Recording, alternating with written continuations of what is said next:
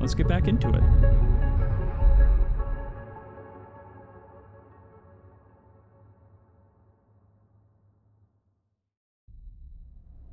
Oh, and the music in this game. The music and the art in this game is phenomenal. You'll see with the character art. The character art is beautiful. All right, let's go to Dragos' Eye. I think we just... Oh yeah, we're getting close to... So, we've got these different, like, locations that we go to. We've got Dragos' Yard. We've got the empty container, which is our home. We've got Fang's Bay. We've got docks that shipping that... like freighters are coming to, so I could help them unload containers or buy some scrap. And there's all these different locations that have all these different options of things that we can do. And the dice that we have up above basically indicate how successful we would be at any given task. Or at least the chance of success we would have, because it's a roll of the dice. So let's go. I know Fang wanted to talk to us. Oh, right, we need Solheim data for him, as I'm going to start needing to take notes in between sessions so that I can know exactly where to jump back in. Luckily, we've got this little tab up here for our different missions that we have. So, obviously, first mission, most important, I would argue, survive. Tell me about it. And then we're going to study the Winter Light. That is the ship in Dragos' Yard that we think might have some memories for us, some sort of inklings of who and what life was, who we were and what life was like before we woke up in the shipping container, because we've got like limited memories. Get to know Emphis, the very handsome mushroom man. Extract the past. Fang wants to dig into the old Solheim network in search of secrets that could change the future of the station. Disable your tracker. Fang has also said that he'd be able to... I am being hunted because people didn't like that I ran away. And so I've got a tracker in my brain that I'm trying to get out, essentially. Trying to disable. And then build a ship mind. I don't know why I was given this mission, but it showed up like right away. All right, so let's go into Dragos' Yard. I really want to try and nail this mission before Dragos loses his nerve. Learn more about my past. Oh, nice. Positive outcome really helps here. So we both get some money and we fill up the clock. And so now I only have 2 2s left, which is pretty rough as a way of, you know, as you can see, things are listed as danger or risky. And especially if you've got like just a 2, you'll see I have a 50% chance of neutral and 50% chance of negative for the ultimate result of this roll. So I don't really want to do that on a dangerous roll, because that could either kind of deplete my energy down here in this bottom bar, or even hurt my physical body, which is this top bar. And so I want to find something relatively easy and safe if I can. But unfortunately, I'm playing a meathead this round. Oh man, okay, so I need 100 cryo for my next set of stabilizer. That's quite a bit. Okay, I'll get some fungus. I'll have a little snack of shrooms. Fill up the bar. And then, let's see. Oh yeah, I'm just shy of being able to pay that toll, but I'm getting there. And that'll unlock a whole other part of the map. I might just sleep. Let me see if there's anything I can do with these 2s. So this is the digital side of the space station. Oh, yeah, okay. This needs a Haven Age cipher. So there's all sorts of secrets on like this side. This is the side that I'm able to interact with because I've got a robot mind. And luckily these take static dice.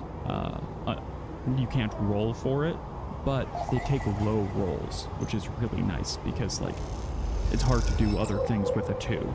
So at least this way I got 1 encrypted key. What do I get to do with that encrypted key? I have no idea.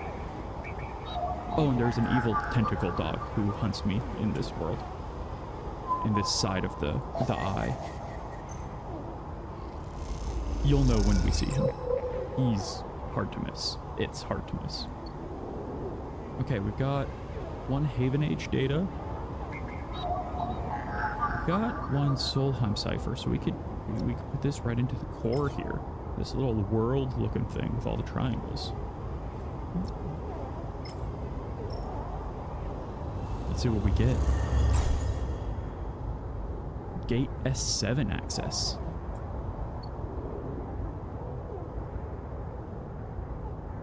Oh, this unlocked a whole bunch of other things. Oh, I should have saved my 2s. Okay, 2, a 4. I don't have any dice. A 1, but it's good to know what we need. And a 3.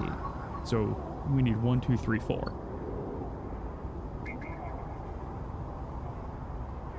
But then the hunter will be onto us. So that looks like it's got about 4 ticks. Okay. Let's end the day. Get some new dice. Oh, right, and there's only a certain amount of days before whatever happens with me being hunted happens. I don't know if I'm going to be able to disable my... Hey, you know how I just said we needed a 1, 2, 3, 4? That's maybe the luckiest rolls I've ever gotten in this game, actually. That's excellent. Being able to do all of this in a single day, I have no idea what that'll do, but... Alright, we've got Solheim data.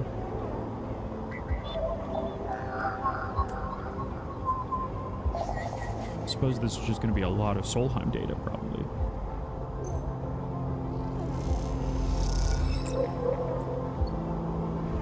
And then I can give that to Fang for something.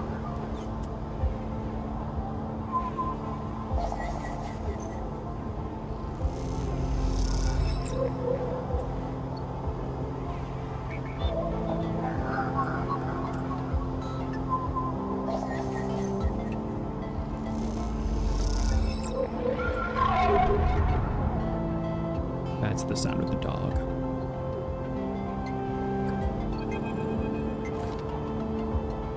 A glimmer in the dark catches your eye as the orb of Hunter's head appears in the distance. It is looking for you. I play a physical guy. I'm going to run. You turn away and glide back into the cloud, threads of data rushing past. Another glimmer catches your eye, closer now. That roving orb wreathed in tentacles. It flickers, jumps once, twice, and then it is here. Hunter is here. Entity, submit to inquiry. Hunter reaches for you. In that unpleasant, familiar way, it is waving threads, creating a cage. Oh, it's waving threads, creating a cage. You push against the threads as they close in, becoming frenzied as you push them aside. You are caught by whipping tendrils and feel them pulling you away from the anchor of your body. You push through, clearing the threads. Entity, hold for processing.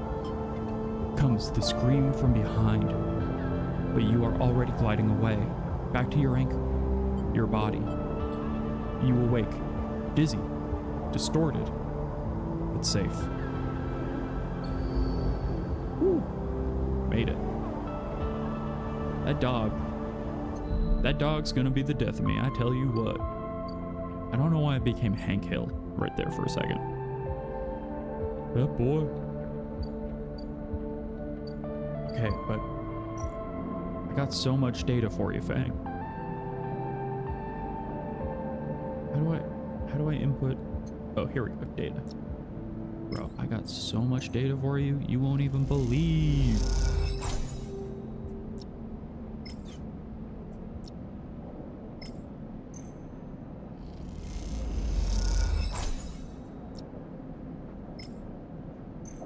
I'm scoping the systems. I love how much of the hacker talk sounds like it would come from 1995 film Hackers, which if you've never seen is such a treat. Maybe one day I'll do like watch along streams if people would ever be interested in that, because 1995's Hackers is that, oh, it's a piece of cinema that needs to be seen. You gotta hack the planet. All right, continue Fang's story mission.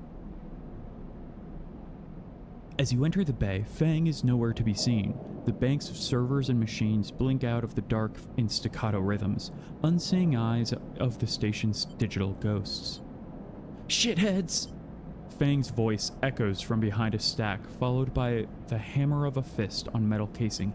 These snaky shitheads! Who's snaky? Sleeper! Fang's smiling head pops out from behind a stack.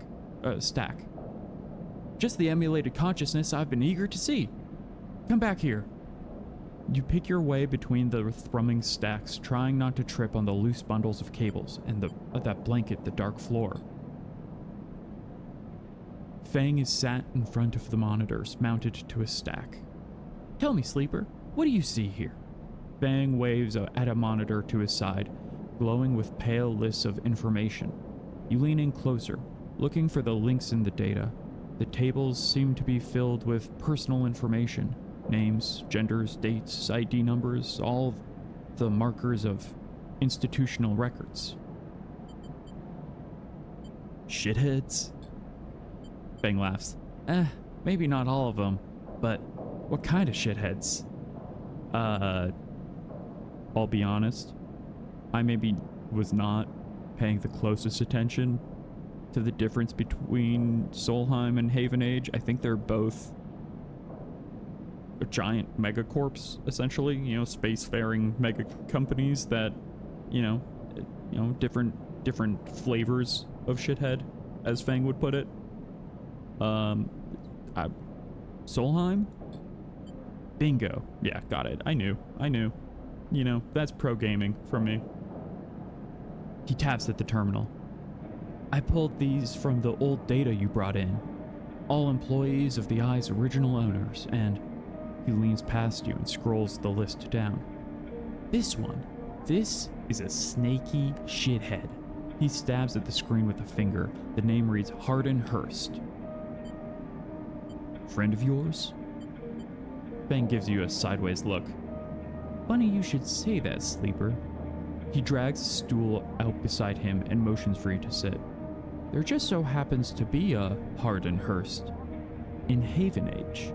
He waits for your reaction. In Haven Age? That's it. He's right here on the station now. Fang leans back in his chair. Just think about it. Decades ago, Hardin worked on the station as a... Fang leans across to look at the monitor. Senior Strategic Operations Executive. Fang raises his eyebrow at you. R. Hardin was keeping the money coming in for Solheim. He defined priority growth initiatives by making sure the extractors they contracted out to were hooked into a system that outsourced all the risk, kept all the profit. Good old Hardin shuttled thousands of palladium-rushed workers into infrastructure. Palladium rush, gold rush. Workers into an infrastructure, which meant that their cut of the work they did went straight back into Solheim. How do you know this? I grew up here, Sleeper. This is my history. I am a child of the collapse. Fang turns back to his screen, staring hard at the strings of code flickering by. Before I was born, my parents were Solheim contractors. They ate in Solheim canteens, worked on Solheim ships. They breathed Solheim air and slept in Solheim beds. Fang's voice rises as he speaks, his hands fists on the terminal's edge. And the work that paid for that existence, the cycles of hard extraction out in the belt? Solheim took their cut. This was a company town, so to speak, and my parents were just another in the long line of freelance contractors, willing to risk their lives for a shot at anything other than poverty. Disposable. This guy, stabbing at Hardin once again with his finger, strategized all that, did the sums, and then somehow, thousands and thousands of cycles later, is still going, still here, crawling into walls like some shithead snake. He survived the revolution. I gotta get my angry eyes on for my angry eyes. Surely it can't be him. Feng relaxes a little. Who knows? He turns to you and smiles. So we are going to find out. I don't think those are my angry eyes. What happened? There's my angry eyes. Okay, I gotta remember that. For when Feng starts getting worked up. Hardin's now a big shot in the shipyards, just a few degrees back from the eye from here. Feng brings up a map of the lower eye. Haven Age might be born out of Erlin's revolutionary zeal, but a flat hierarchy it is not. Hardin happened to float to the top. Feng zooms in on the far yards. Feng grimaces. The thing is, I don't have access to these systems. The shipyard crew is pretty paranoid and they don't like anyone from systems digging around in their stuff. Plus, we need more than just a name of Solheim executive. We need proof. Feng holds up a thumbnail-sized drive. That's where this little creation of mine comes in. I call it a ripper worm. He turns the drive between his fingers. It'll rip through any digital storage and spin out a silken thread of filtered data. This one is set on the scent of Hardin Hurst. He hands it over. Getting into the compound might be tricky. Feng puts a hand on your shoulder. But you, however, have a particular knack for remote access. Wink. You're a robot. You've got a cyber brain. Feng grins. If you can extract yourself a Haven Age cipher from a Haven Age agent, they sometimes carry them among their data caches? You can crack open the compound's network and slot the worm in through any open port. You never even need to go near the shipyards. So, what do you say? Up for it? I mean, I am curious what's in it for me. This does seem dangerous. And if I'm like role playing as the sleeper, right? What I'm thinking is, so much of my life I've been spending like for other people, right? You know, doing the work that other people have sent me to do. So I'm a little selfish. I'm gonna play this guy a little, especially since I'm playing like a strongman like kind of guy who's like, you know, been really put through the ringer. He wants to get his. What's in it for me? Rooting out a corrupt snake not enough? Find this information and I'll start working on that tracker of yours. Feng scratches at his chin. Anything the worm gets, it'll send back here to me. There's something wrong here, and I aim to get to the rotten core of it. You leave Feng, digging through data among the wires and machines of the old station. As you walk out, you try to imagine the eyes it once was, a vast machine running smooth and strong, directed by people like Hardin. A vast Solheim-built machine into which thousands poured from the surrogate systems, looking for a new life. The hope of a better future, engineered to line someone else's pockets. It's an idea you are intimately familiar with. You think of Hardin, still alive, still part of this place, and wonder if the past is ever truly past. Damn, I do think that. I do wonder if the past is ever truly past. Well, let's see. I need to get into the shipyard, but am I supposed to do it digitally? Haven Age gate. Slot in the Haven Age cipher. Okay, I've got Haven Age data, and I've got the Ripper Worm, but I don't have the cipher, so that's something that I'll have to look for to get my Ripper Worm into the servers. Let's see where I can find that stuff. Okay, Haven Age agent. Haven Age agent. That's tough to say. Okay, there's 2 of them there, so I'll have chances. But what should I spend the 6 on? Because a 6 is a guaranteed success at whatever I do. I guess actually I should probably continue my work on cutting the salvage for the ship that came in.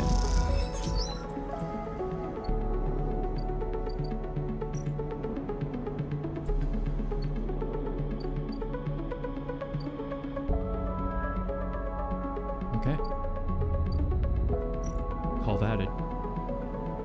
that a cycle. Take a little sippy of my water.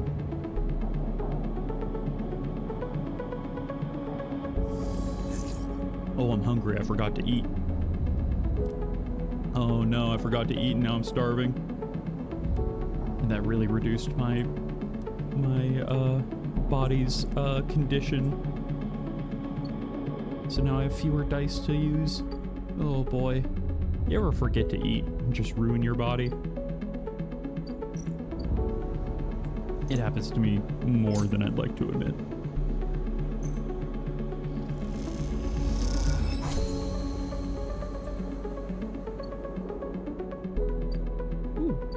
Emphis has a little event. Sleeper! Emphis calls out to you, a booming voice. Let me give him a booming voice. Sleeper! Emphis calls out to you, a booming voice that echoes through the corridor. Tell me a story. He throws a handful of chopped mushrooms into his wok, the fire leaping up to meet the oil. I see you. Cycle in, cycle out, but we never speak. Tell me a story. What kind? Any kind. He pauses to drizzle something from a plastic bottle into the wok. But one of yours, he looks up at you. Nothing stolen. You pause, the spices rich in your nostrils, and think about the kind of story you'd like to tell Emphis. You look at Emphis, the listener, and imagine he has heard it all before. Perhaps he would enjoy a strange story, something with some spice. I don't know if I have a ghost story. That feels like it would be stolen, but dreams are mine. All the sleepers, you tell Emphis, had dreams. Some were simple, memories left over from the emulation process that had become tangled up in their minds and would come out when they slept. It wasn't rare to hear a sleeper in the dorms scream or cry out the night. But your dreams, those gray, skeletal afterimages of systems and structures, of threads and patterns, weren't like others. They weren't memories or nightmares. They were reflections of reality. Distorted, yes, but somehow true. You learned back then to keep quiet about them, to let them flow through your mind like water. That was until now, until you arrived in this place. Now your dreams colonize your waking life. They slip behind your eyelids with every blink. And now you understand they aren't dreams at all, but some process of interfacing, of speaking, of living in another world that flows through this one like smoke through air. You tell him that you do not know if there is a reason for your dreams. Perhaps you reason it is just some side effect of particular quality of this frame you inhabit.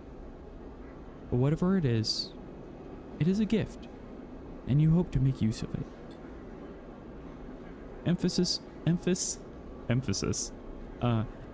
finishes cooking and squints a little at you. Sleeper smiles. You are quite the storyteller. He eyes you, and you realize that he is trying to gauge how honest you have been in your story. Emphis passes you the meal he has cooked, and you take it gratefully. As you eat, he talks, a natural exchange. Thank you, Sleeper. He looks around at the emptying market. But my time is done for today, and I do not want to keep you any longer, so I will make a proposal. He gestures to the plastic boxes of ingredients stacked behind his stall. These are good enough for most, but Someone told me a story that made me think. A couple of cycles ago, they said that across the gap in the Greenway, fresh mushrooms grow. Have you heard this? No. Neither had I. But I trust the one who told me. Emphas begins to pack up his things. Can you bring me some?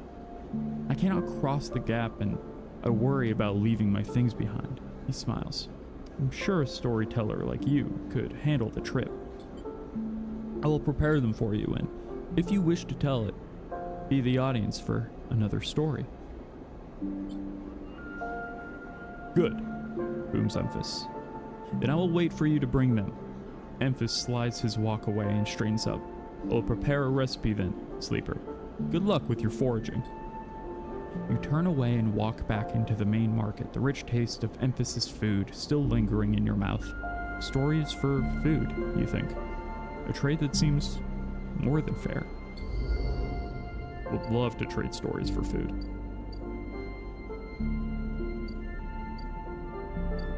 Alright, let's see. Well, I think... What are these Haven agent? Yeah, I can try and get his cipher.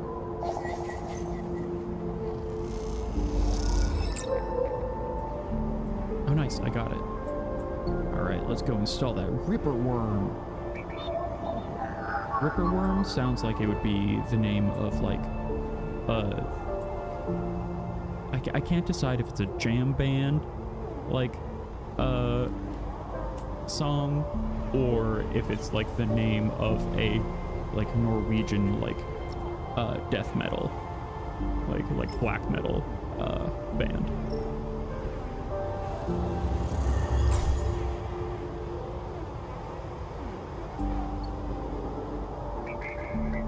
Alright, we're in. Hacker voice. I'm in. Slam that worm.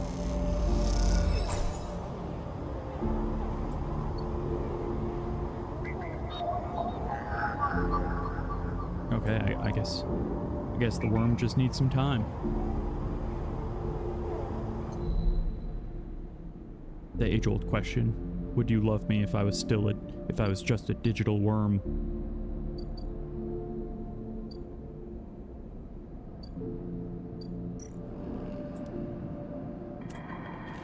All right. Let's see if we can't finish up cutting open all this salvage.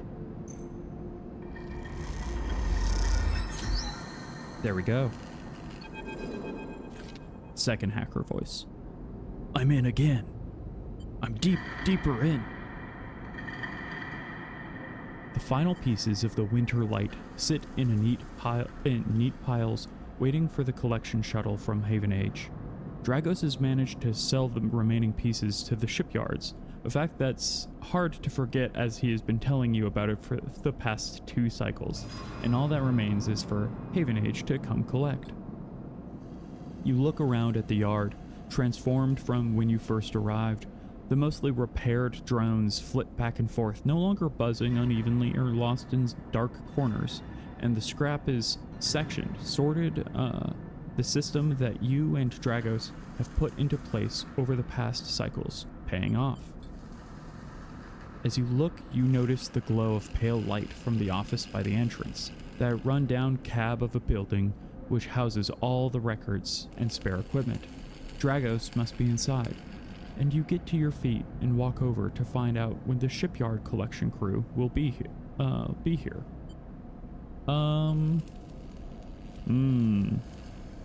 Dragos has always felt like he's got secrets. Like, that dude's got secrets for real, so I'm just gonna walk in and hope I catch him in the act of whatever. I'm like a parent. Who needs to knock? You swing open the door and Dragos flinches.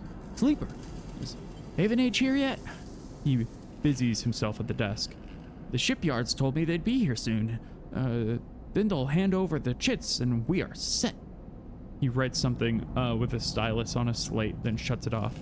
Of course, we should talk about a bonus. He stands and turns to face you, his face placid. Look, I don't know when the next job is coming in, but this should tide you over for now. He opens his hand to reveal a stack of chits. What's going on here? I said, it's a bonus, take it. Dragos presses the chits into your hand. I've done well by you, and you've returned the favor. He straightens up and clears his throat, and you realize he has prepared what he is about to say. These chits are for you to take and do what you will with them. They're from me, and they are the last I'm gonna give ya. He pauses. There's no more work for a sleeper in this yard. He folds his arm. I'm sorry, but that's it. Dragos, I thought we had something. You stay in the container as long as you need, but the yacht is done with you. He turns away to his terminal. What do you mean? Don't press me, sleeper. This is for your own good. The glassy apertures of Dragos' headset betray no emotion. You need to stay away, sleeper. He pauses, considering his words. Trouble is gonna follow you here. Trust me. What do you know? Dragos kicks at the floor, frustrated with himself. I'm not saying any more, sleeper. Dragos suddenly grabs you by the shoulder and drags you out of the office into the yard. He turns you to face a stack of pieces from the Winterlight, dissected, cut down, totally unrecognizable as a ship. You came through that, sleeper. That should have been you, chopped and stacked. His hands tremble on your shoulder. That's what happens here. We cut down broken machines and we move them on. Well, I didn't cut you down, but I'm sure as hell moving you on. Moving you on before whoever killed that ship out there comes to kill me. What do you mean? He shakes his head. These ships, they don't come, they didn't get decommissioned. They didn't break down in dry dock. You think they'd look like that if they did? Someone ended them. That means someone tried to end you, sleeper. And I'm done waiting for them to turn up. We've had our fun. Now it's time. He gives you a little shove. Go on. He turns and walks back into the office. That's it, he shouts and goes inside. The silence hangs in the air as you leave, with your pockets filled with clinking chits and a strangely hollow feeling in your chest. Drive failed? I thought...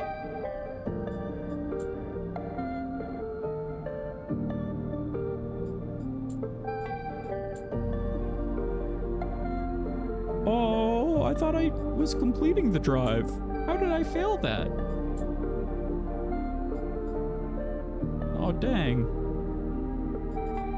I mean, hey, at least I got a bonus. That's honestly... That bonus is really good. That's enough to eat and make my way to the other side of the gate. And even buy some medicine. That's a pretty solid deal overall. I'm sad I didn't get to explore inside the ship a little bit more. Maybe I would have had to do the other action to explore the ship a little bit more, even though I had a -1 in that. So sometimes you just don't get answers. That's what's interesting about this game. There's so many different pathways through it.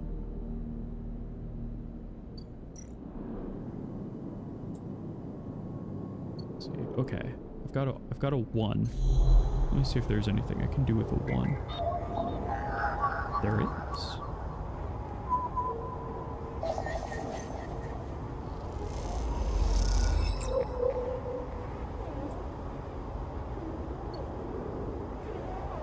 Oh, wow. Yatagane Data has a cool knife. Oops. Okay. I think while I've got the money, getting medicine for the future seems like a really good idea. I'm not going to use it right away, but having some stabilizer. Oh, a passport for an apartment found wrapped around a stabilizer vial.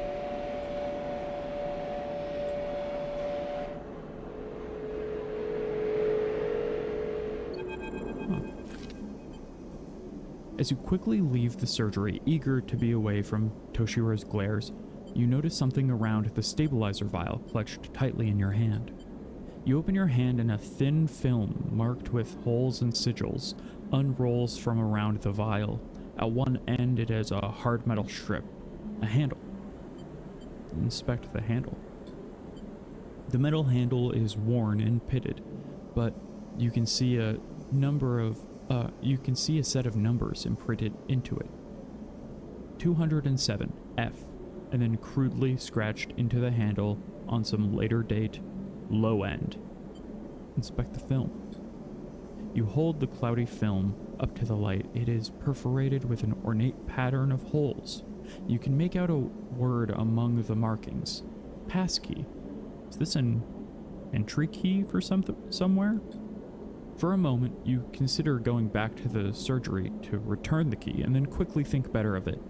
Did Sabine want you to have this, or is Toshiro passing on a message? Time to head to the low end and find out. Oh, I did say this is enough money to get into the low end as well. Time to use it.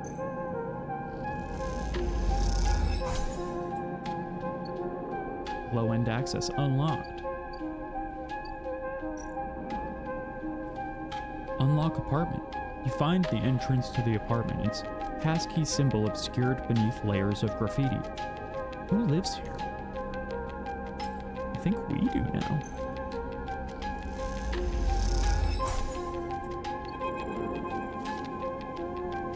As you push the door open, the automatic lights flicker on inside the apartment. They reveal yellowing plastic panels, the curved shape of wall-mounted utility units, the detritus of routine life arranged on every surface. You step inside, clicking the door shut behind. The amber light of the aging fixtures glaze everything with pale orange. The work surfaces hold a variety of objects, indistinct in the dull lighting. A pale blue light drifts from a doorway at the end of the room. I'm curious about the pale blue light. Yeah, tiny bit less game audio? Absolutely. Thank you for... How's that? How's that feel? Yeah, this song's a little louder than the previous ones were.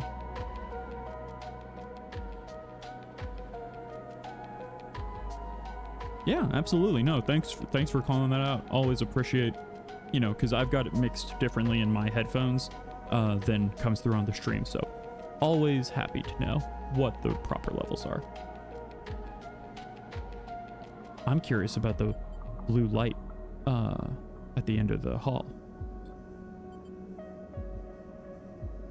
You cross the cramped utility room with its auto wash, dispensers, water closet, towards the doorway. Through the doorway is a dark, warm room lit only by the faint glow of a terminal screen. Approach the terminals? I'm gonna actually inspect the room. What if there's a person in here? A bunk is tucked into the wall, the blankets ruffled. A wall desk glitters with rows of vials and containers. A briefcase slab sits open, loaded with rows of... I've never known how to... This is a word I've only ever seen spelled, like written. I've never actually heard it said out loud. Reagents? Regents? I always wanted to say reagents. Rows of reagents and compounds you do not recognize. In comparison, this room is clean, ordered, controlled. Approach the terminal. As you approach, there is a crackle from somewhere in the dark. Sleeper. Sabine's voice shakily echoes through the apartment. Welcome to my home. I'm sorry I can't be there. I have to make alternate arrangements. You hear rattling noises, static. I was able to record this message, but I don't dare show my face. Something is happening within yet again. I no longer trust them. Their voice, becomes distant, slipping behind the background noise. I have something to ask you. I want you to get me out. Yet again was supposed to hide me, to protect me. After everything happened, I'm desperate. And then, after that, I was too tired to care. A noise, like waves, passes over the recording. But I'm done with them now. I want out. Screw the debt. But I need insurance, something I can hold against them. I have my suspicions, but I can't be sure. I need information. And as you know, you need me. A pause. Something clicking in the dark. This isn't a threat. You have to understand my position here. Another pause. I know sleepers. I have been here before. I can help you, but not with Yadigan's noose around my neck. Give me data. Give me information. Give me something that I can use against Yadigan. Then I can get out and you can get what you need. Please. Waves of static cut into Sabine's voice. Bring it here to my terminal. I'll get to it when I can. You look around the tiny room and try to imagine Sabine living here. Working at the desk, sleeping in the bunk, blinking into the terminal in the dark. The recording cuts to static, filling the room with its white hiss, then silence. Let me access the terminal, I'm curious. You sit in front of the humming terminal and hit a few keys. Sabine has left an access port open, but the rest is encrypted, locked away behind passcodes. It seems Sabine might not trust you as much as they want you to think. Who does Sabine need to hide from, and what debt do they owe to Yadigan? You try to assemble the pieces, but too many are missing. The only thing that you know is that without stabilizer, your body will die. You glance at the briefcase lab on the desk, its glassware glinting in the dark. You turn away and leave, the door clunking shut behind you. Back in the corridor, you notice the scrawled graffiti of a blade on the opposite wall. Yadigan. You feel yourself being drawn into something you don't quite understand. I wonder if it's actually... I've been pronouncing it Yadigan this whole time, but now I'm realizing it's probably Yadigan. It's probably like the Japanese A sound, just from the way it's spelled.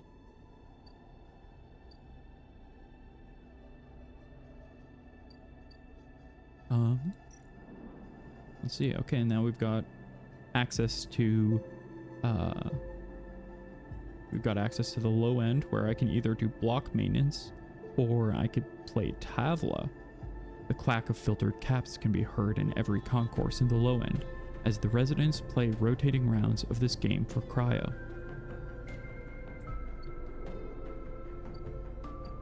But I'm all out of dice for today, so I think it's time to sleep. Dang, I was hoping that would be in an apartment for me. Unfortunately, I still have to sleep in this empty container. And things are getting a little rough, just in terms of how quickly I'm being hunted. But I did get the Ripper Worm into the station, so hopefully I can start getting Fang working on that process to get rid of my like brain tracker quickly.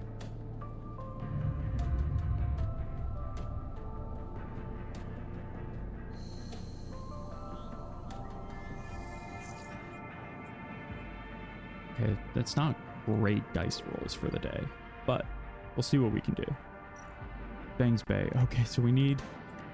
Okay, so I don't think I'm going to be able to get the tracker out before I'm hunted, because Fang is going to need 3 days to process the Ripper Worm, and that's when he's going to start working on fixing my tracker, and the hunted clock is going to be up in 3 days as well.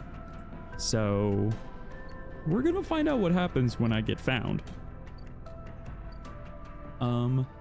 Let's see. I could start working in the shipyard or the rotunda, neither of which I've done really anything in just yet. Or I can start exploring more of the low end. Oh, or what's this? The free spoke. Scale the spoke. Blistered with precarious elevators and stairways, the spoke can be navigated from the outside, but the climb requires some bravery. Or enter the spoke. A tangled network of service passages and makeshift tunnels have cut through the spoke as if it were a hive. There are no maps here. Okay, so that's dangerous. And I'm bad at intuiting my way through things, so that'll be rough. I think I might end up wanting a +1 in engage. Oh, I actually have an upgrade point available. So I could get a +1 to engage right now. Which would be good. Getting 2 different +1s would be really nice. But getting even just 1 brain skill, because right now I'm all physical, so getting 1 thing for interface and then building that up to a +1 might be really nice. But I don't know. I really want to lean into the physicality of this playthrough. I think that'll be fun. Okay. I do have Haven Age data, or yet again data, don't I? Yeah, okay, but I need more.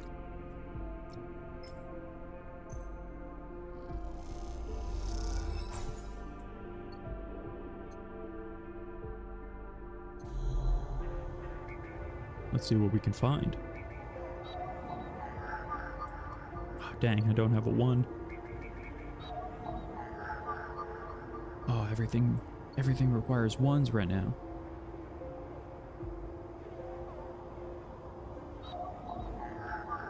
Wow, literally everything. Except the one that I don't need. It happens. I'm sure I'll roll some 1s at some point.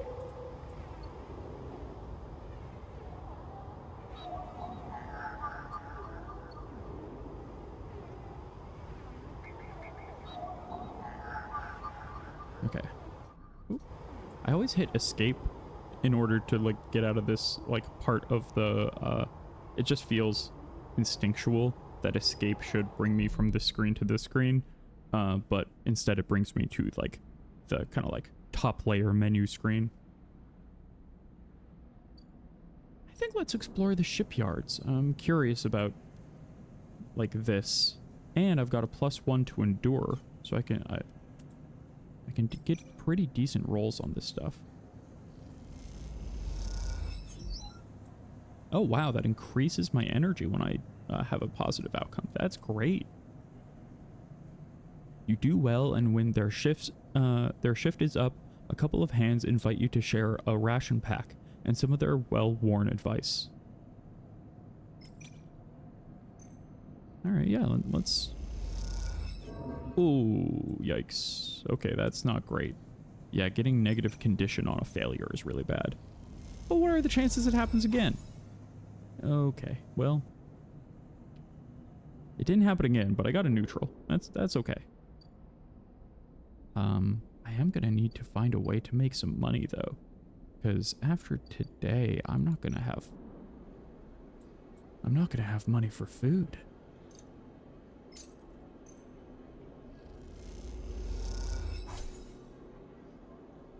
I'm always getting +1 fungus fan. That's me. I actually really hated mushrooms while I was growing up, but something happened like a few years back where I just had one really, really well-seasoned mushroom, and it changed my entire outlook on them. And now I love mushrooms. Now I'm the +1 fungus fan.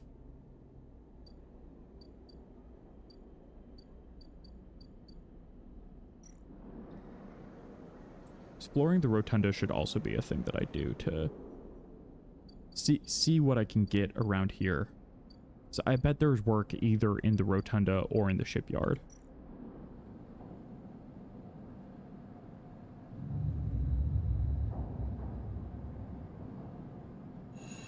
I think once my condition has dropped, like I should probably use my stabilizer today so that I don't lose a second dice. I feel like losing a second dice would be really unfortunate. Oh, there's a merchant freighter. Oh, buy ship mind fragments. That's one of the goals, is to build a ship mind. I can also haggle over prices.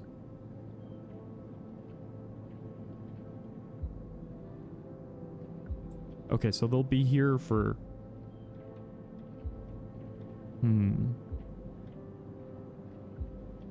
So I can only buy 2 of them, and I can haggle for a lower price. But right now, I don't think, however well I haggle, they're going to give me a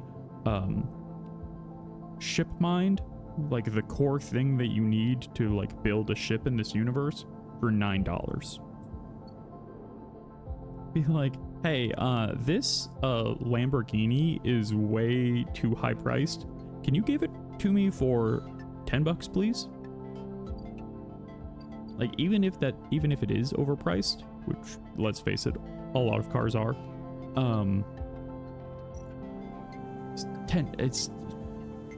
there's a difference there. There's a dramatic, you know.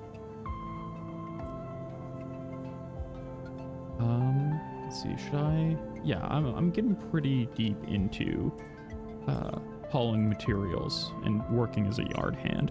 Let's try and complete that clock and see what sort of jobs we can take on in the ship.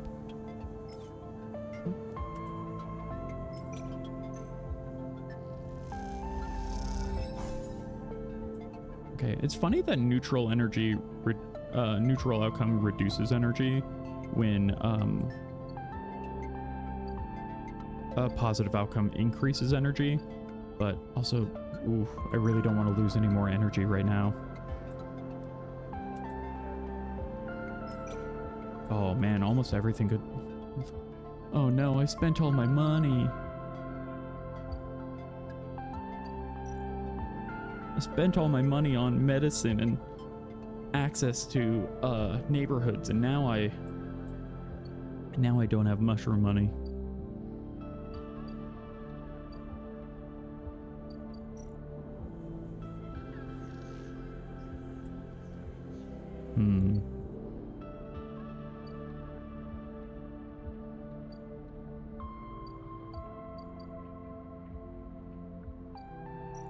I think I gotta roll the dice on the shipyard. Maybe I'll do the risky thing. Even though I don't get the +1, a +1 wouldn't help me on a 3 to a 4 anyway. So I'll do the risky thing and not risk the danger. Oh no, negative outcome. Oh, this is looking rough. Just work. Just okay. Oh man, I'm gonna be starving tomorrow. Just gonna really reduce. Okay. Here's the plan. This is getting a little rough. This is getting a little hairy. Because I'm really running low on funds. I'm going to hope that I can, even though I'll wake up tomorrow starving, I'm going to let it reduce my condition and only have 3 dice for tomorrow. But then tomorrow, hopefully those 3 dice will be decent enough that I'll get some money.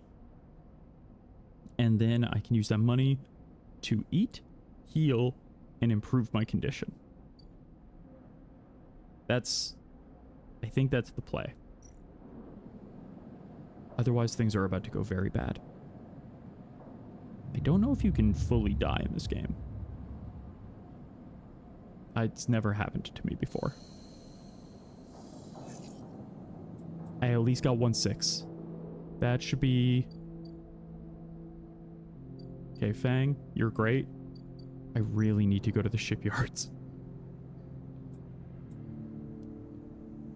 Okay. So I can for sure get this. Complete the... Oh, okay, so that even reduces...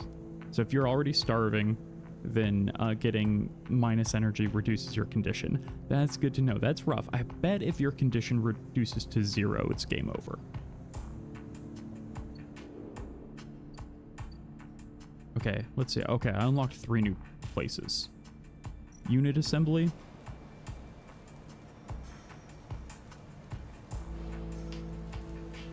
Okay. Do I get money from any of these? Haven Age offices. Oh, tracking Yatagan. They'll pay for Yatagan info. Okay.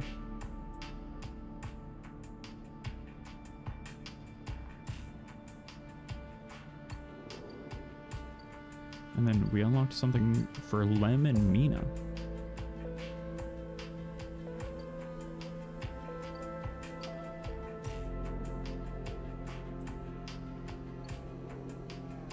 Emphas, can I please give you a story?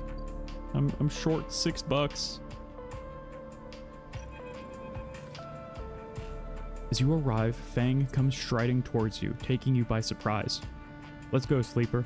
He puts a hand on your shoulder and turns you back the way you came. Go where? To see Hardenhurst. He gives you a sideways glance. Isn't that what you're here for? He steps into the passageway, guiding you downring towards the shipyard. Sorry for the hurry, but we have something of an opportunity. That data you ripped. Well done, by the way, he grins.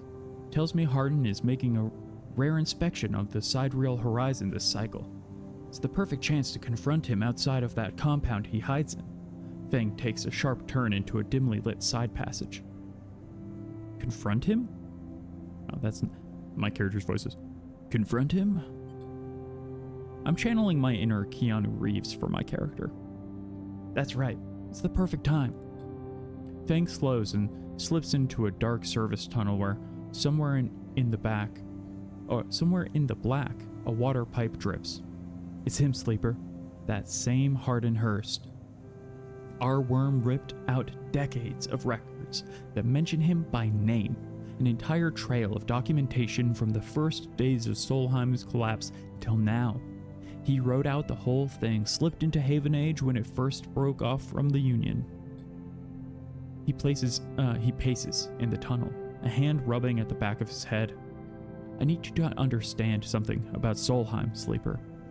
I don't know what you know about the collapse, but it wasn't as instant as it sounds. It wasn't like Solheim was here running the station one day and the next Erlin's Union took power. Back then, Solheim knew this place was slipping away from them. As the palladium market collapsed, they tried to keep the contractors here working. The pay got smaller, costs got higher. People like my parents were forced to work non-stop just to keep a berth on the station and water in their tanks. Solheim squeezed every last worker until the mistakes, the accidents, were coming in non-stop. And as waves of contractors came in, desperate to work, Solheim welcomed them, taking bribes instead of checking pilot licenses. The whole time Solheim was folding up, dragged into court cases in the central systems, while the severed limb of a station still desperately tried to take all it could. The riots came after the collision at Dock 2. A young pilot, his MEV overloaded with palladium, miscalculated his trajectory and took out a section of the ring. Hundreds died. Thousands panicked. My parents told me people were terrified and the blame fell squarely on Solheim. People like to tell stories about Erlin, how he brought the factions together, spoke to the crowds, turfed out Solheim. Maybe that's true, but my mother, pregnant with me, locked herself in their MEV and welded it to the dock while my father joined the improvised crews trying to seal up ragged edges of the gap. He never came back. Fang pauses in the dark. They sealed it up though, and by the time they did, Solheim was gone, abandoning every one of us to the black. Apart, Fang finally turns back to you now, his eyes burning. From shits like Harden. Shits who held their place, wrote it out, and slipped into the new structure like nothing had changed, standing shoulder to shoulder with those that they had exploited at every step. Fang starts walking again. That's why I can't just let him strut about the shipyard. This time his past catches up with him. Listen, I agree with him, but how do we know that the people around Harden aren't already aware of this? Do we think exposing him will take him down? I'm not so sure. How's he still alive? Clearly you don't know much about executives. That kind of power comes with certain benefits. Fang rejoins the main passageway, which is now wide and glass-roofed. Through the ceiling you can see ships in mid-construction, their flanks lit by flashes of plasma torches. The entrance to the shipyard is ahead. I mean, listen, I'm a muscle guy. Let's go. Fang grins. Let's go show this shithead some consequences. He strides to the shipyard entrance and pushes through the doors. A web of corridors lead through the complex, snatches of the construction bays always appearing through windows. Ships are suspended like whale corpses, skeletal, imposing. Fang seems to know exactly where he is going, and before long you cross into a huge dry dock locked to the one side of the sidereal horizon. A network of platforms and scaffolding cling to the ship's hull, filled with workers and equipment. The sound is stretched out by the vast spaces so that the welding, cutting, and sealing seem to come from everywhere at once. Both you and Fang spot them at the same time, a group walking slowly across a gantry, and at the front, two men, one gesturing towards the ship and the other stick-thin, cleanly dressed with a shock of gray hair. Hardin. You and Fang say his name in unison, and Fang sets off up the staircase to the gantry, with you following behind. As you come to the same level, the group is passing closer, the foreman gesturing to the work being done throughout the dock, and Hardin nodding along. Hardin Hurst! Fang shouts across the noise, taking you by surprise. His voice bounces and comes back in a rippling echo. The figures turn. Yes? Hardin asks quizzically, raising an eyebrow. He glances between you and Fang, and you see his gaze linger on your body, unsure of why a sleeper might be in this place. You are a traitor, Hardin, a Solheim executive who tried to hide here among its victims. Fang's voice is steady, strong. You stand for everything the Eye was rebuilt in the shadow of, against everything Erlin stood for, everything Haven Age stands for. You have no place on this station. For a moment, stillness descends on the group, as if everyone was held in place by the rattle of construction. Hardin laughs. Well, it's good to meet you too. He glances around at those around him. Some are smiling, others nervous. You are from the systems branch, are you not? Asks Hardin, inspecting Fang's clothing. Fang turns to the foreman. You need to call your security. This man is a corporate agent. The foreman glances between Fang and Hardin, his hands drumming at his sides. Hardin leans forward towards him and says something inaudible. The foreman nods. It's true. As you begin speaking, Hardin turns his attention to you. And what would a sleeper know about that? You accuse me of being a corporate agent. What are you, if not exactly that? He looks around at the group, who are already eyeing you with suspicion. You are a product of Essenarp. You have no place in a Haven Age shipyard. Who knows what signals you are sending back to your makers? A murmur of approval runs through the group. Fang holds up a memory stick. You've guessed right, I am systems, and I have records that link you directly to Solheim right here. He turns to the foreman again. So once again, I am asking you take this man into custody of the shipyard. The foreman remains still. Yeah, Fang, I'm not sure. Hardin's voice is calm, measured. If you have such data, why hasn't it been submitted at a members' meeting for proper review? He shakes his head. I have nothing to hide, unlike a man who does not announce his name, who enters my shipyard with corporate property in tow and tries to turn my own men against me. You hear it now, the echo sounds of boots on walkways, coming from all angles at once and then settling behind you. Please, says Hardin, submit the data through the correct channels, then we can talk. For now, however, you must leave. He gestures behind you to the security detail, their hands on boxy black sidearms at their sides. Fang spits. Hardin, you shithead! You can't wriggle out of this one. A security officer draws their weapon and levels it. Fang turns and stares him down. Listen. In every other playthrough of every other character I've ever played in these style of games, I would have attempted to calm Fang. But that's not who this sleeper is. This sleeper goes for the weapon. As you move, Fang puts a hand on your shoulder. He shakes his head and nods to security. "Let's go," says Fang, and he pushes through security, heading back down the walkway. Once security has walked you out of the shipyard and nudged you back into the corridor, Fang picks up pace. You try to keep up as he slips into the shadows of an entrance. Fang is grinning ear to ear. "You know, Sleeper, sometimes people are exactly how you expect them to be." Sometimes something pings in his pocket and he takes it out. On the slate, a web of connections start drawing itself out, stretching to a set of points around the ring. "Got him," mutters Fang. "What is that?"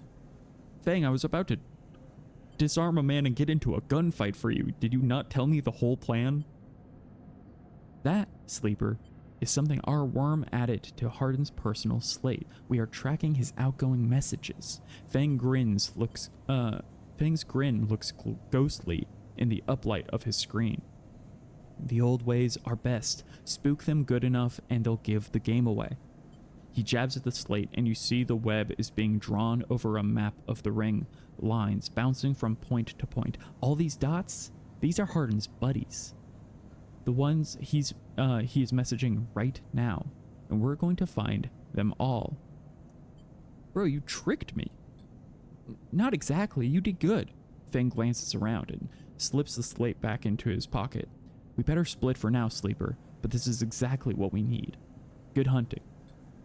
With a pat on your shoulder, Fang drifts away, back into the flow of people around the shipyard entrance. You watch him go, unsure whether to be angry or impressed. "I'm angry. I tried to disarm a man. I could have been shot." I guess let's see who Lem and Mina are.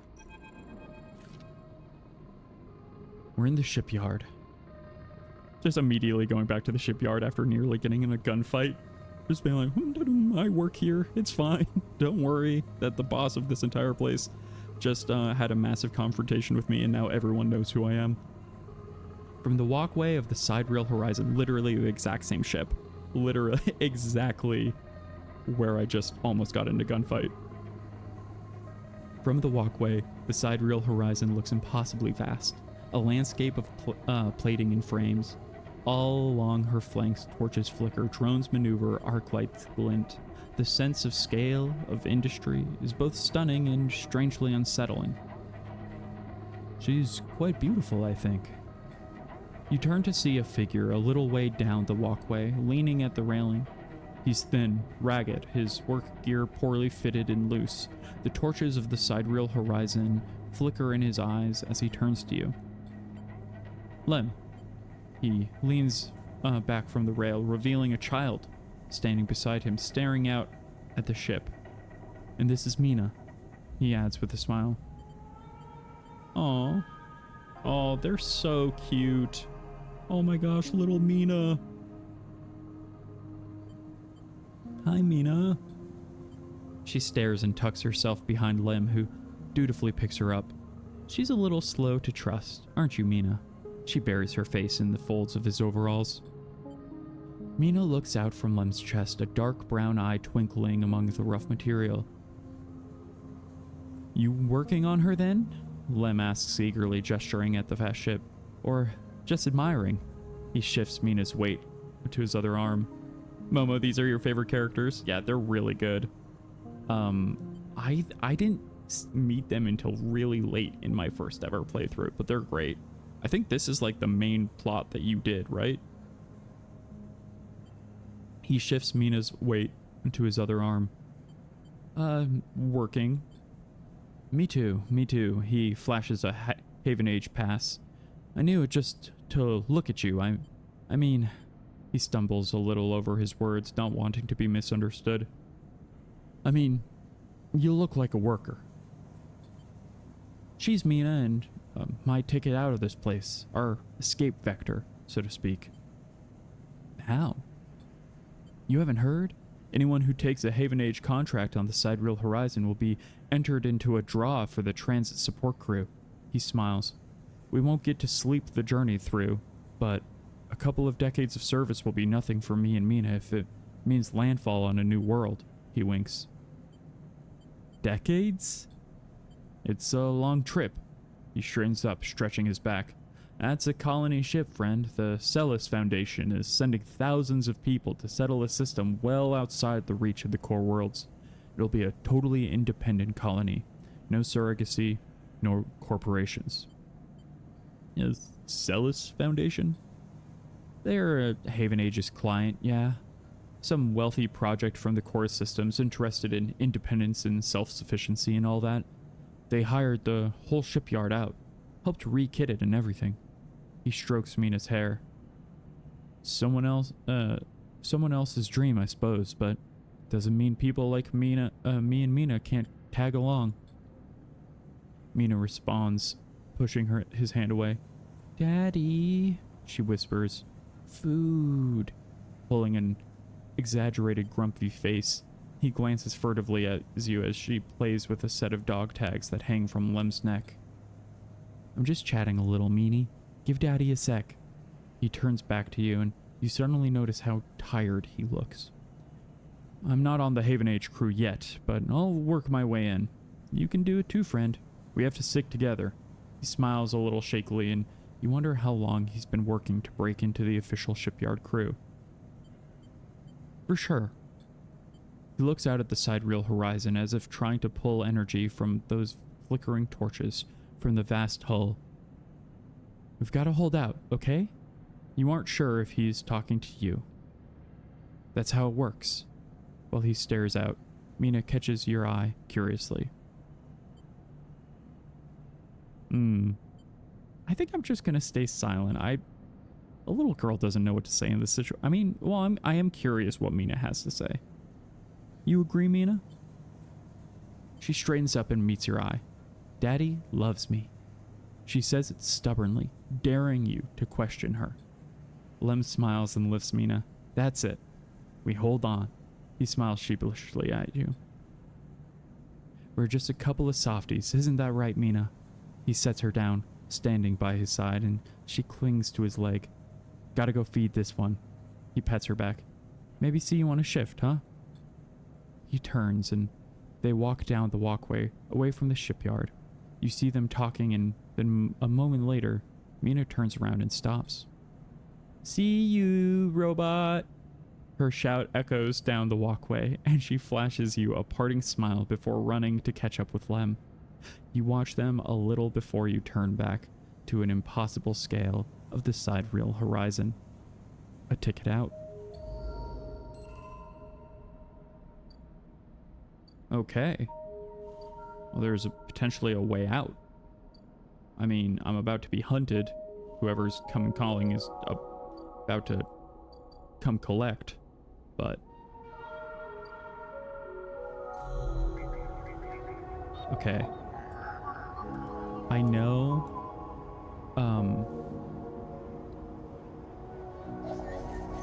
I know that Sabine needs Yataghan info to get out.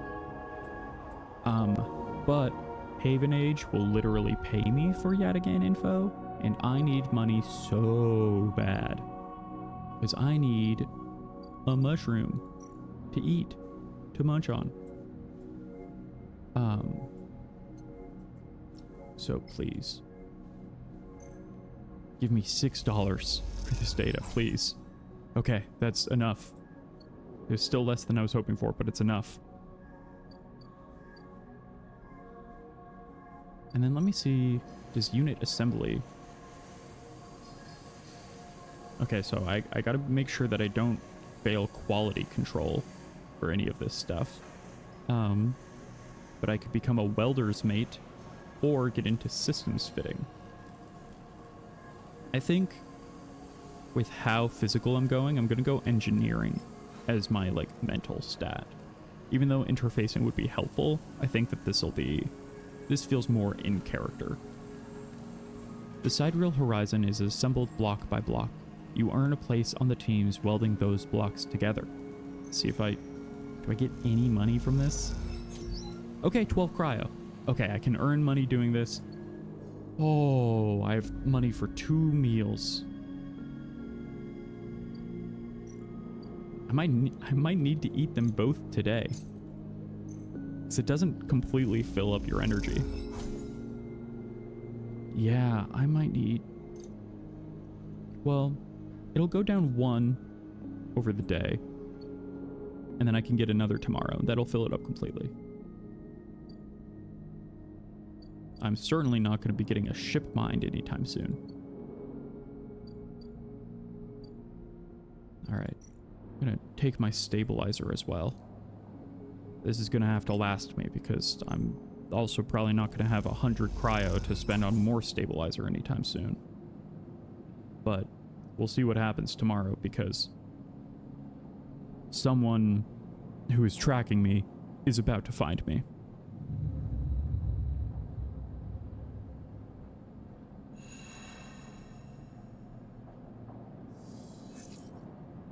Pretty good rolls. I'll take those. The hunted clock is gone, which I'm very scared about. Yeah. Oh, look at this absolute shithead. That's the word of the day. Everyone is shithead. Fang's poisoned my brain with shithead talking. But look at this dude. Ethan, the cynical bounty hunter. Hold there, sleeper, comes a voice from behind you. Don't you run.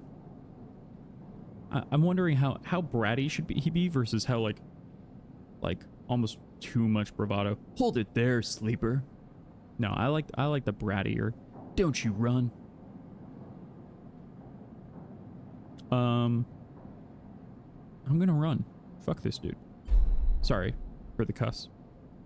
A strike across your back knocks you face down onto the floor. I told you not to run, idiot. Ethan pulls you up. He is wearing a wide smirk and a slick jacket, and you immediately know that he is terrible news. You ever meet someone who you are immediately aware is terrible news? Lord knows I have. You've got all the way out here and then stayed put? He laughs a cruel laugh. That a sleeper thing? You're my first. You barely hear him. You've noticed the handgun he has leveled at your chest, and it's hard to take your eyes off of it. He reaches down with his other hand and slips some kind of rings out of a belt loop without taking his eyes off of you. Making it to the eye, though, that's pretty good. This place isn't so bad. Bars, markets, people. I pull most of my contracts out on asteroid caves or off of godforsaken moons. He splits the ring into 2 perfect circles. It's hard to hit civilization when there's so much space to pass through. Who are you? Oh. Gotta go to mod mode.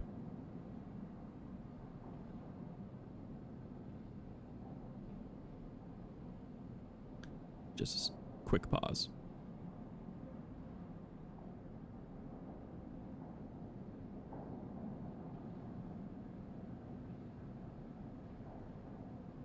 All right. Taking care of that. Who are you? Just a freelancer on a contract. He reaches over to slide the rings around your wrists. Go easy. I'm gonna make a break for it. I hate this dude. And I'm a meat man. I feel like I would be able to kick this dude's butt. I got a +1 to engage. Let me roll it. You see a chance the moment his eyes leave you to watch the rings. You spin, knocking him away and sprinting down the corridor. Then a shot rings out, echoing off the metal so loud you hurt your ears. A bullet hole smokes in the wall behind your head. You freeze and Ethan closes the gap. This is a very boring routine, trust me. I've seen it all before. He slips the ring over your trembling wrists. Ethan nudges you to start walking. To the ship and home, he whistles. Going easy. You stumble down the corridor, your hands behind you, your mind racing. Who hired you? Your daddy's at Essenarp. They wanted you home for dinner. Ethan yawns and continues to nudge you down the corridor. Shame to come all the way out here just to head back to Essenarp right away. That tracker of yours makes this too quick.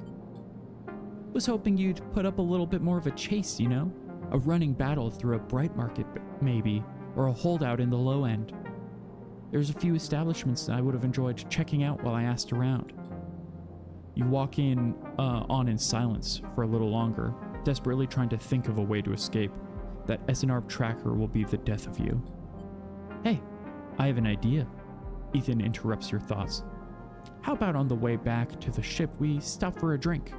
I'm buying. He laughs at his own joke. I have a better idea. This better not be one of those, where you do a dramatic pause and then try to jump me, because I'm pretty tired of that. Although, muses Ethan, I've got myself thinking, what's the rush here? Here we are in one of the most lawless joints in the surrogate systems, and we're heading for the exit. He pauses. You trudge on in silence. Okay, here's the idea, starts Ethan. You and me, we make a little agreement. Here are the terms. He turns you to face him. You run or leave or try to abandon the eye, I shoot you. You plot, you scheme, or you try to kill me, I shoot you. But, he smiles, you come meet me at an establishment of my choice every few cycles and you pay my tab, I don't shoot you. He pauses. You don't pay my tab? He rattles his handgun. You get the idea. I get it. Okay then. That sounds to me like a deal. He stretches. You know, I really thought I was gonna have to kill you, but this is so much better. He clicks something at his belt and the rings release from your wrists. I'm gonna see if I can find my old stool at the compressor club. Come see me there. He aims the handgun at you, squinting down the sights.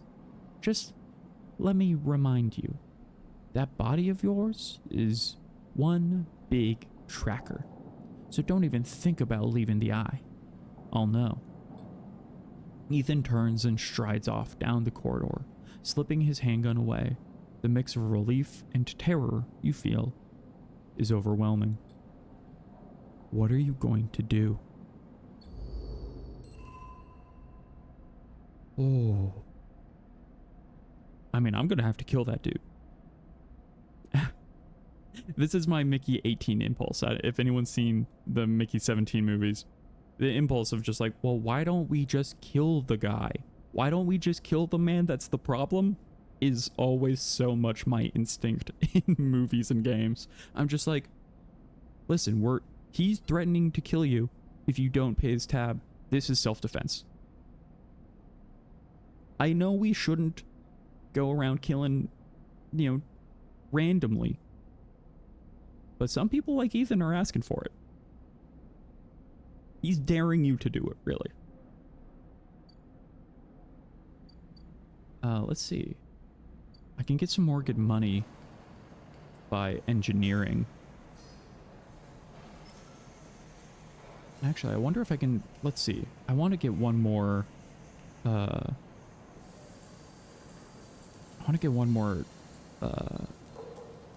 skill point to level up so I can get a +1 in engineering. That would be great. But all of my quests right now are pretty high level. Port exchange, compressor club. How many days do I have? Okay, I've got 4 days until I have to pay his bill. Yeah, this bill is not going to be small either, so I'm going to need ways to find money in a big way. Let's see. Okay, I can scale the spoke. I could start looking for other, kind of like avenues of finding money. And then let me see, what's the Yatagan situation right now? Do they all take, yeah. Okay, so I don't have any ones. So I think right now the shipyard seems to be my best and most surefire bet. Oh, but I can also level up. So I do have one upgrade available. Let's see. Oh, chance to gain random scrap item on engineer actions is pretty good. Or chance to gain cryo on interface actions. Both of these are pretty solid. Could gain me extra money either way, essentially. Cryo would just gain me money, like, straight up, whereas, like, scrap I could sell or maybe use for other things. I think I'll go scrap. Let's go engineering as my other skill.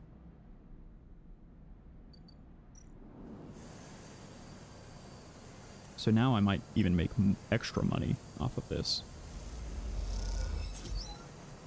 Positive outcome. There we go. I didn't get the extra scrap, but, you know. Okay, I am a little bit worried about rolling poorly. No, I'll never roll poorly once in my life. I'm actually the luckiest person, and if you watch yesterday's VOD of the Pokemon randomizer, you'll see how just incredibly lucky I am.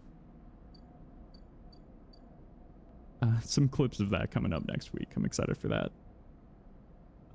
Okay, I've got two dice. Two dice.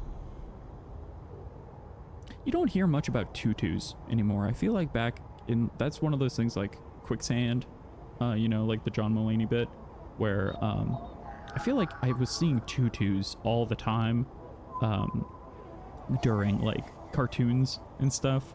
There's so many ballerinas.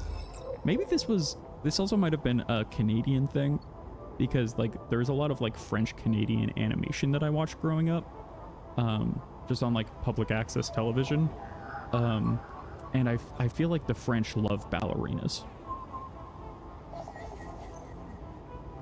Is that a wild, like, generalization to have made? Uh-oh.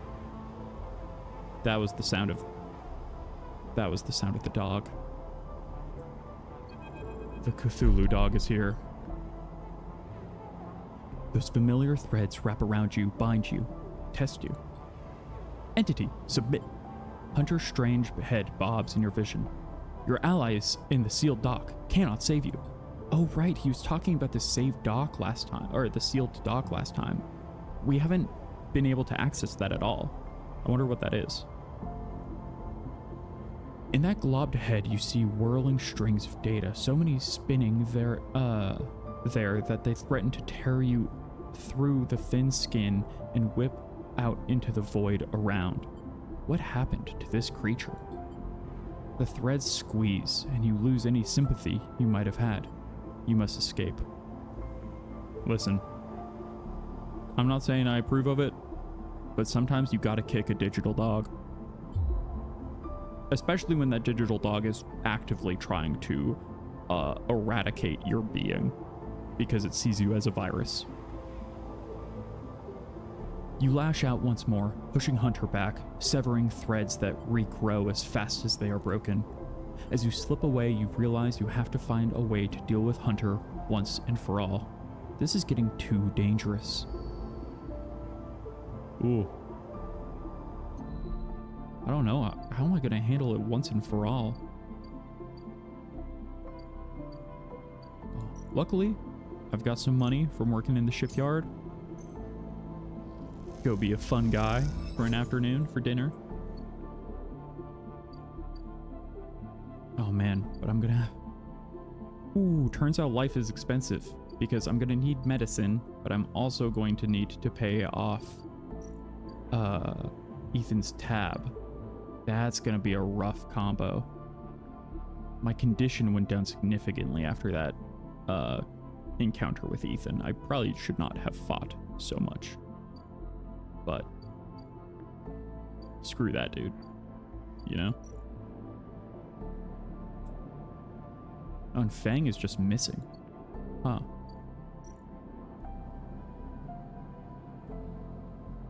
Oh, I forgot that I could get energy back with... Okay. I need to remember that I can get energy back by using dice. That is an ability I have. And we'll probably need to do it because, oh my gosh, those are some bad rolls.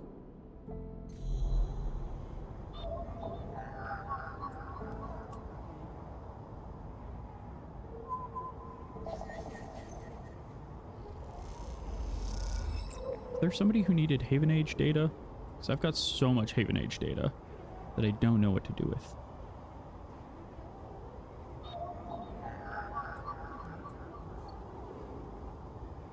Whereas all the Yatagans, yeah, take ones. And I haven't been rolling any ones, unfortunately.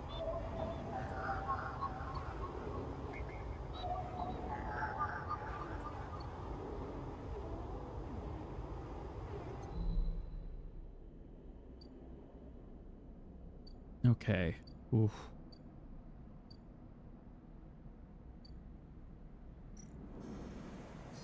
Okay. I'm gonna do one more engineering. Maybe I can get some extra money from that. Okay, well, at least I got some money. Not even breaking even today, though. That's pretty rough.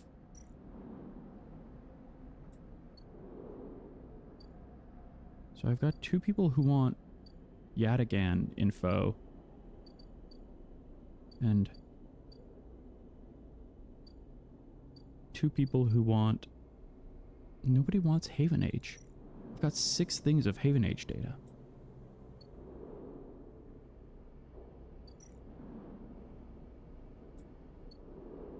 What do I do with these 2s? Got another set of 2-2s. I guess I continue to collect the Haven Age. Or actually, no. I know exactly what I should do. The 2s. I should fill up my energy. Because then maybe I can save that food money.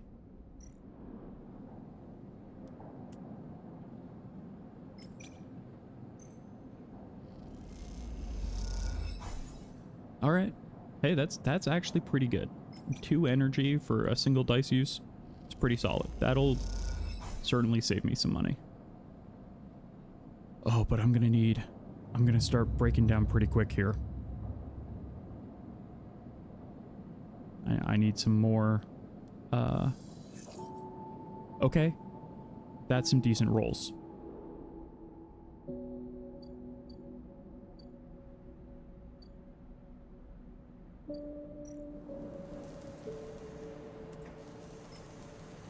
I can finish up this welder's mate.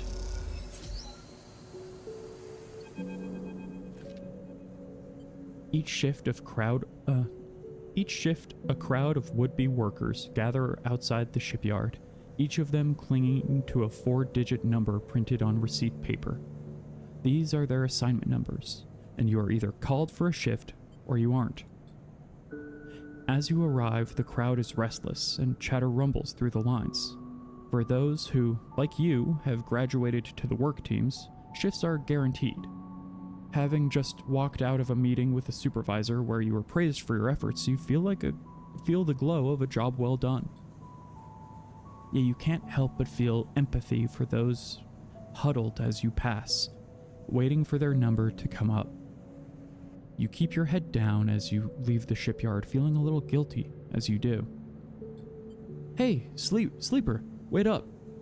Lem's voice trembles as he shouts above the rumble of the crowd, and you turn to see him pushing through. Mina, crying in his arms. Lem! Good to see you, friend. He is breathing hard after shouldering through the waiting workers. You made the work team. Good for you. He tries to catch his breath, stroking Mina's hair as he does. Shh, baby, give me a second here. He smiles weakly at you as he comforts her, and her cries start to fade. Out of the crowd, he sets Mina down by his side, shiny streaks down both of her cheeks. As he does, you see he is clutching an assignment number on a crumpled piece of paper. Waiting on a shift? Uh-huh. You know how it is. He puts his hand on her shoulder and she clings to his side. Esther, who usually takes her, is sick. He stretches. I don't know who... A noise sounds from the entrance, a klaxon, followed by a list of numbers growing brightly on the display screen. The crowd responds instantly, pushing and pulling as people try to wade to the entry checkpoint. Lem stops and turns back towards the crowd, then glances down at the crumpled paper. That's my number. Shit, up. Mina. He starts patting the pockets on his gear and glancing around. Go. I'll watch her. He blinks a little, staring. Thank you. Thank you. Well, he crouches to Mina. You're gonna stay with our friend here, okay? They're gonna keep you safe, and he stands back up. Here, take her bag. He shoves it into your hands. She's got food, she's got... shit, I have to go. He backs away into the crowd. Mina, I'll be back real soon, okay? Be good. Then Lem disappears into the roiling crowd, who are now trying to get to their shipyard before it locks down. Oh, wait, that's the cutest. Her, like Mina standing alone with her little bunny, just like in Lem's giant yellow jacket. Oh my god, that's so precious. Oh, this art is so good. This is probably my favorite illustration we've seen so far. I mean, I love Emphas too, but oh my god, that's so sweet. Also, me playing a fully physical character who's like really bad at like talking to people and like bad with, I imagine bad with children, you know. I'm like this big muscular kind of like meathead of a sleeper. Hey, Mina. She holds the stare, unmoving. The two parallel tear tracks still glint on her cheeks. You okay, Mina? She sniffs and looks down. Look in the bag. You unlatch the top of the bag and see a few metal containers fashioned from scrap components. A battered slate sits on top, blinking a low battery warning. Tucked beside is a ragged rabbit, hand sewn. Take the rabbit, right? The rabbit's in her art, art, which makes me think that she'll like the rabbit. You pull the rabbit out of the bag, its long limbs waggling as you do. Mina goes to jump and grab it, but holds herself back. She stands and hugs herself, eyes on the rabbit. I'm gonna give her the rabbit. You hold the rabbit out, and Mina snatches it from your hand. She hugs it tightly without looking away from you. Bun Bun, she says, staring you down, ferocious despite her size. Nice name. You move a little closer as you speak, closing the gap. She looks at you suspiciously, but her face softens a little. She waggles Bun Bun in front of you and then walks him up your arm and onto your shoulder where he sits. She pokes your arm a couple of times. Are you really a robot? Sort of. Yeah, she thinks. Me too. Excuse me? Excuse me? Oh, I'm flipped, so the question mark comes through. Excuse me? You're a robot too? Mina has more questions. Lots of questions. Questions about how you breathe or if you rust, but before long you are talking about rabbits and what Esther, the lady who usually takes care of her, smells like, and whether or not fairies live in the eyes heating pipes. You pass the time like this, sitting side by side on the floor of the walkway as others pass by, sometimes talking, sometimes drawing on the slate, sometimes playing with Bun Bun the rabbit. And this is how Lem finds you, just as both of you are starting to yawn. He is dirty and tired, but Mina leaps up his leg and into his arms and as he stumbles backwards. You two get on okay? He asks, trying to keep Mina from climbing onto his shoulders. More than okay. Mina shoots you a smile from Lem's arms, her suspicion gone. Well, well, well, looks like Meanie can be nice. He pokes her in the ribs and she squeals in delight. Thank you, friend. I mean it. He gives you a warm, wide smile. I owe you. Look, he glances around. It seems like Esther, the lady who usually watches her, is gonna be out for a spell. If you ever have some time, I'd really appreciate you coming down to our place in the low end. He grins sheepishly. If you have time. But now I have to take this one to eat. He plays at biting Mina and she giggles in response. See you, sleeper. He waves and they stumble off down the corridor, drawing gazes from passing spacers as Mina's laughter echoes down the corridor in bright squeals.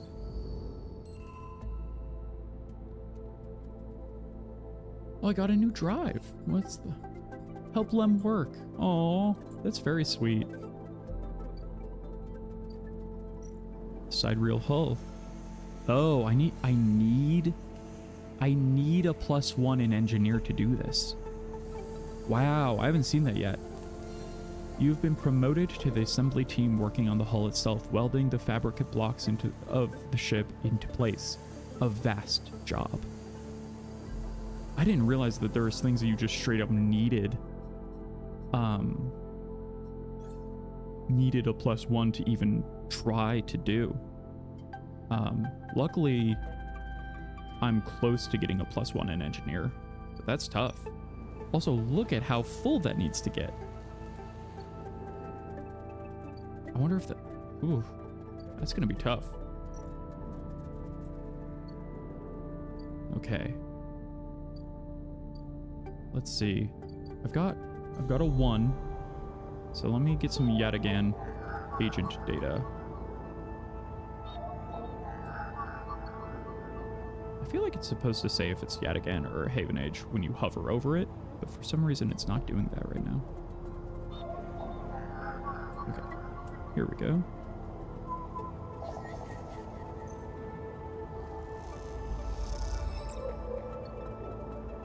Okay, and I need... How many more of those do I need for Sabine? Okay, I just need 1 more after this.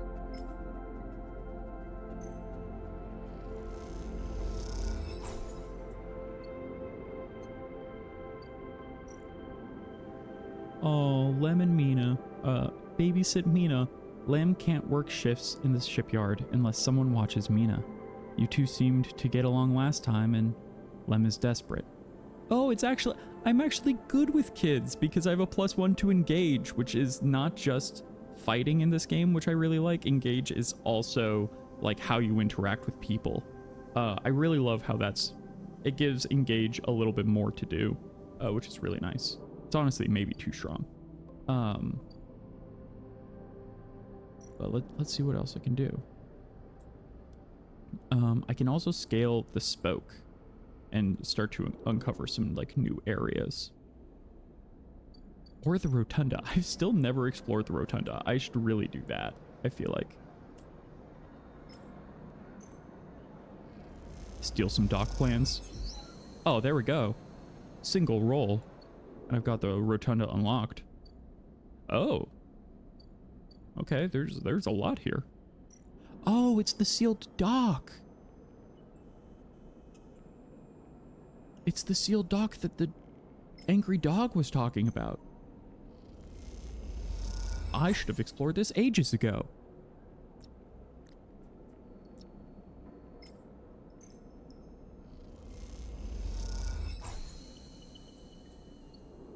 Well, what's through the dock? Neovend. So this is one of the few characters I do remember from my first playthrough of this game. I love Neovend. Honestly, I have an idea for a character kind of similar to Neovend for these streams in the future. Or for specifically like the just chatting parts of streams. As you slip inside the sealed dock, a pulsing light grabs your attention. Among the discarded tubing and rusted plates, a machine flickers with a warm glow. I'm getting paranoid now, so I'm going to look around. You don't know when this place was sealed, but from the state of the outer doors high above, it must have been decades ago. In a dark, cavernous space, debris sits in every corner, along with traces of rough sleepers. Wait, along with the traces of rough sleepers, although none of it seems recent. Oh, interesting. Sleepers have been here. Looking past the layer of decay, you see the now faded messages, symbols and logos of the Eye's original corporate owners still glinting in the shadows. Among all this, the warm glow of the machine seems to be the only sign of life. As you get closer, you recognize the machine's blocky shape. Settled into an alcove in the side of the dock, a kind of upright cabinet. It is covered in faded logos and messages, from which you assume it was once an industrial vendor. intended to dispense and manufacture ship fittings and other mechanical parts necessary for the regular running of freight and resource extraction vessels. The manufacturer is listed as Neovend, and you remember an advert from long ago, squeezed among all the off-world recruitment drives that assaulted every planet-born citizen, which chirpily sang that name over and over. You wipe a layer of dust from the cracked screen, thinking of those contractors squeezed by their own corporate employers to pay for every bit of minor maintenance on their rented ships. Enter your registration, chirps a pre-recorded message, catching you off guard. Just gonna press some keys. You reach for a keypad and something begins whirring. At first it sounds like servo motors starting up, but it quickly becomes a whisper, a whining, then a multi-tonal voice that emanates from Neovend. Entity, they hiss, speak with me. Who's there?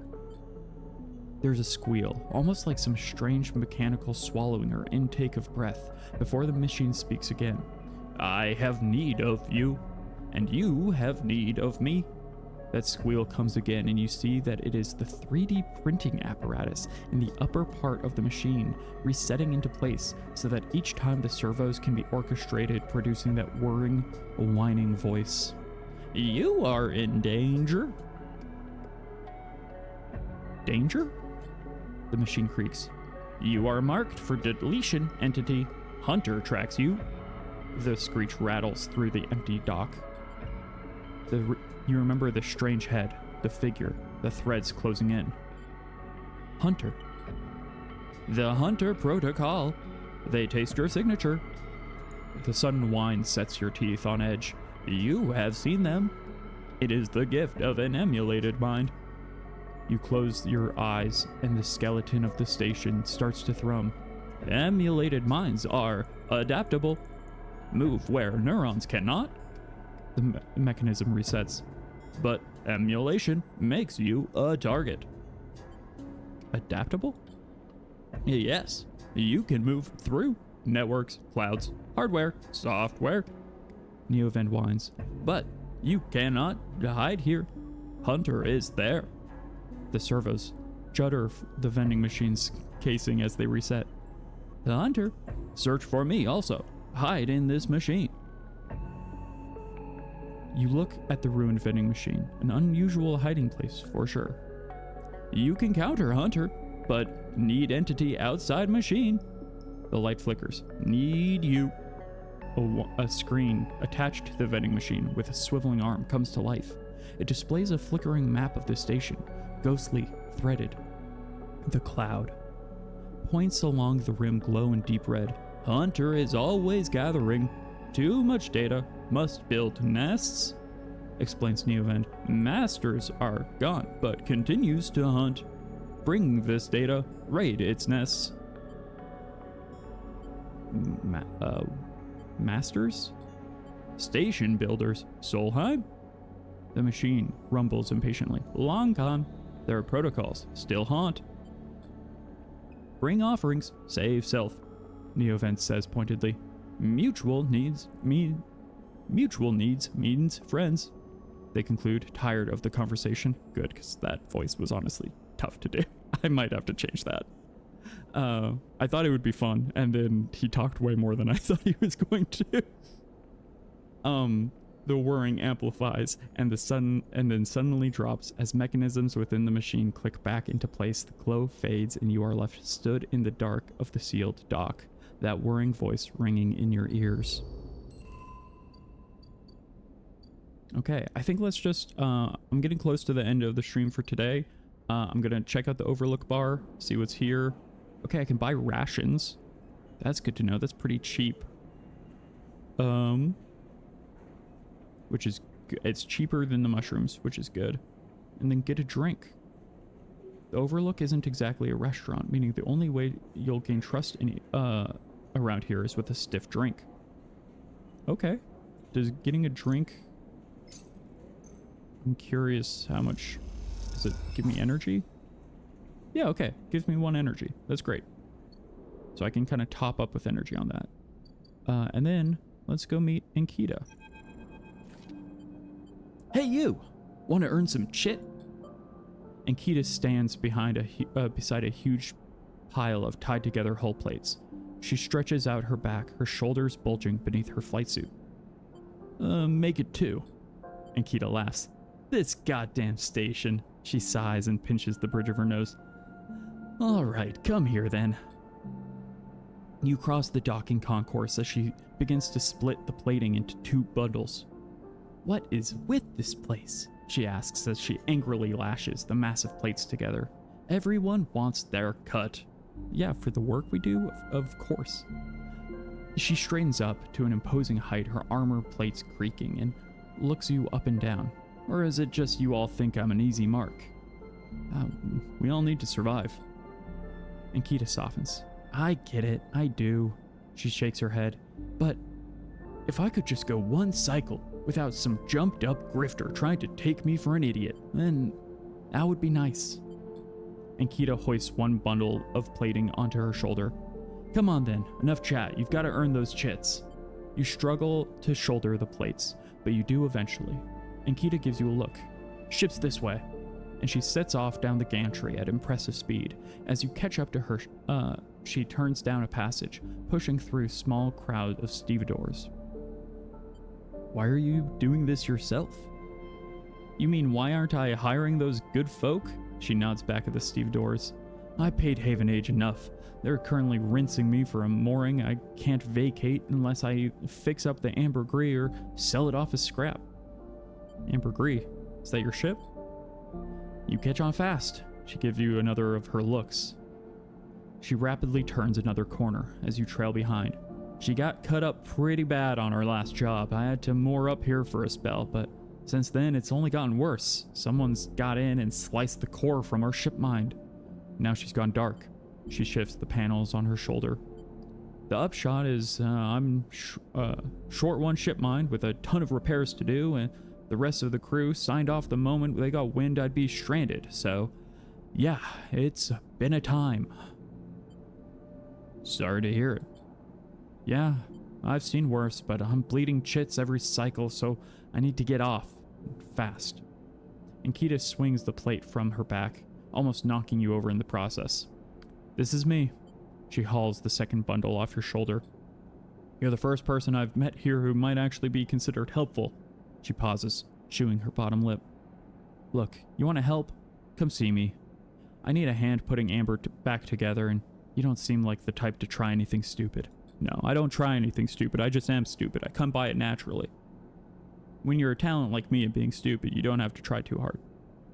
She passes the bundles of plates through the ambergris outer lock, then turns back. Just don't go spreading this around. Ankita throws you a couple of chits. She gives you a parting nod and ducks through the doorway. All right, let's get out of here, she calls back, and the lock slams shut. All right. Pretty good. Actually, yeah, let's see. Is that engineering or interface? And I'm not even close to having high enough interface. So I'll have to do it as the hull repairs. Okay, let's got this. Oh, got this hunter nest. Okay. Yeah, I can't access it just now, but ooh, another hunter nest. Okay, I can access this one. From what you can gather, this nest contains thousands of name strings. Are these Erlin's Eyes residents?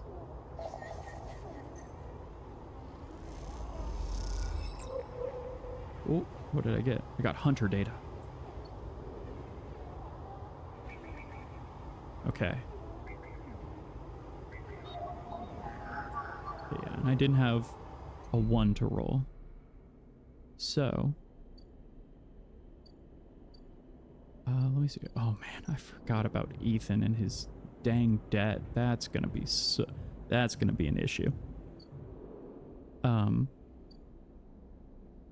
boy, Ethan, Ankita, Lemon Mina, Bermuda, Bahama. Come on, pretty mama. Ankita and Ethan. Oh, there's Lemon Mina. I don't know where that came from. That was that just came out. um, uh, very stupid. See, I'm a natural at doing stupid. I don't have to try too hard. I think that's gonna call it for me today. I've had a wonderful time playing this today. I'm really enjoying where the story is going. It's getting complicated. I'm gonna start running out of dice pretty quickly here, so I need money. So maybe I will work with Ankita, but also I want to help out Lemon Mina. There's so much I want to do, so little time, so little money, and my body is breaking down because that's life, baby. That's life here out on the eye. Thanks everybody for hanging out. I'm gonna be playing this more next Friday. This is gonna be my Friday game until I beat it, you know. I think next Friday I might try and do like a really long playthrough. I might go for hours. I mean, I went for hours today, but I mean, I might go for like 4 or 5 hours. Like, we'll see. Because if I keep having to do these shorter streams, it's going to take me a little while longer to get through it.